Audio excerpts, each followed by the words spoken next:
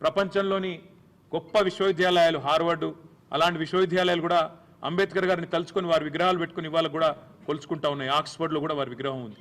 మరి అట్లాంటి అంబేద్కర్ గారి ప్రపంచంలోనే అతిపెద్ద విగ్రహం మన హైదరాబాద్లో ఉంటే, నీ సెక్రటేరియట్కు 4 అడుగుల దూరంలో ఉంటే, నీకు అక్కడికి వెళ్ళి నివాళులు అర్పించే సంస్కారం లేని ఒక కుసంస్కారివి నువ్వు అనే మాట కూడా నేను విజ్ఞప్తి చేస్తా ఉన్నాను. అంతేకాదు ఈరోజు భారత రాష్ట్ర సమితి తరపున డాక్టర్ బాబాసాహెబ్ వర్ధంతి రోజు సూటిగా ముఖ్యమంత్రి గారిని కొన్ని ప్రశ్నలు నేను అడగదలుచుకున్నా. డాక్టర్ బాబాసాహెబ్ అంబేద్కర్ విగ్రహాన్ని 125 ఫీట్ల విగ్రహాన్ని నిర్లక్ష్యం చేయడం వెనుక నీకున్న ఉద్దేశం ఏంది? ఇది ఆయన ఆలోచన విధానాన్ని ఒక రకంగా అవమానించడమా, లేదా నీ కాంగ్రెస్ పార్టీ అధినాయకత్వం పెద్ద నాయకులందరూ ఇక్కడ ఎవరెవరైతే ఉన్నారో, అంబేద్కర్ గారు కావచ్చు, లేదా మా తెలంగాణ బిడ్డ పివి నరసింహారావు గారు కావచ్చు, ఎట్లయితే కాంగ్రెస్ అధినాయకత్వం మొదటి నుంచి అవమానాల పాలు చేస్తూ వచ్చిందో, మీ పైనుంచి వచ్చిన డైరెక్షన్ హైకమాండ్ నుంచి ఏమైనా ఉన్నదా చెప్పాలా మీరు? లేకపోతే ఆయన ఈ రకంగా అవమానించాల్సిన అవసరం ఏముంది?